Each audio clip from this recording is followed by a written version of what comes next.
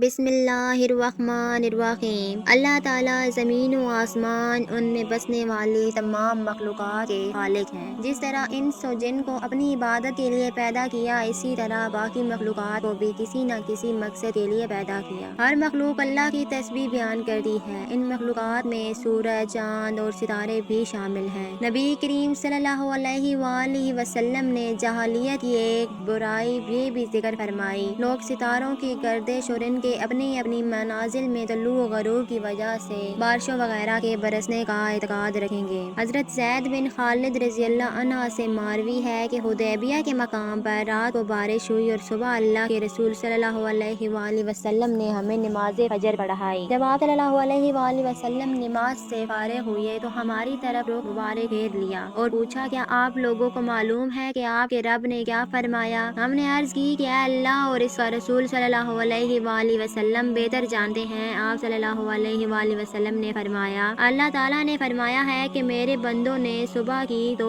مجھ پر ایمان رکھتے تھے اور ستاروں کے منکر تھے، اور جس نے کہا کہ ہم پر فلاں فلاں ستارے نے بارش برسائی تو ایسے کہنے والا شخص میرا منکر جبکہ ستاروں پر اعتقاد رکھنے والا ہے۔ نظام فلکی قدرت الہیہ کا مظہر اور تابع ہے۔ مفہوم آیات، سورج، چاند اور ستارے سب کے سب اللہ کے حکم سے ایک مقرر، منظم اور نظام کے تابع بنا دیے گئے ہیں۔ اللہ کے رسول صلی اللہ علیہ وآلہ وسلم نے فرمایا کہ سورج اور چاند اللہ تعالیٰ کی قدرت کی نشانیوں میں سے دو بڑی نشانیاں ہیں۔ حضرت ابو ذر سے مروی ہے کہ میں سورج کے غروب کے وقت نبی کریم صلی اللہ علیہ وآلہ وسلم کے پاس مسجد میں بیٹھا ہوا تھا۔ آپ صلی اللہ علیہ وسلم نے مجھے مخاطب کرتے ہوئے فرمایا، ابو ذر، کیا آپ جانتے ہیں کہ سورج کہاں غروب ہوتا ہے؟ میں نے عرض کی، اللہ اور اس کا رسول صلی اللہ علیہ وآلہ وسلم ہی اس بات کو زیادہ بہتر جانتے ہیں۔ آپ صلی اللہ علیہ وسلم نے فرمایا، جب غروب ہونے کے لیے اپنے مقام کی طرف چلا جاتا ہے تو زیر عرش اللہ کو سجدہ کرتا ہے۔ سورج کے سجدہ کرنے سے مراد یہ ہے کہ اس کا ہر طلوع و غروب اللہ تعالیٰ کی اجازت سے ہوتا ہے اور یہ اس کی اجازت کا تابع ہے۔ اللہ تعالیٰ کی اجازت کا تابع فرمان ہونا ہی اس کا سجدہ قرار دیا گیا ہے۔ اسلام سے پہلے اور آج بھی کچھ لوگ ایسے ہیں کہ جو سورج کی پوجا کرتے ہیں، اسے خدا مانتے ہیں۔ اسی مناسبت سے چاند اور سورج کو جہنم میں ڈالا جائے گا، مگر بطور سزا نہیں، بلکہ اپنے پجاریوں کی مزاحمت اور ان کو رسوا کرنے اور ان کو عذاب دینے کے لیے جہنم میں ڈالا جائے گا کہ دیکھو، جن کو تم خدا سمجھتے تھے اور جن کو تم پوجتے تھے، تم کو عذاب سے بچانا تو درکنار، آج وہ خود دوزخ میں پڑے ہیں اور خود کو دوزخ سے نہیں نکال سکتے۔ نمل باری شرح صحیح بخاری میں ہے کہ نبی صلی اللہ علیہ وآلہ وسلم نے آپ نے فرمایا، سورج اور چاند کو قیامت کے دن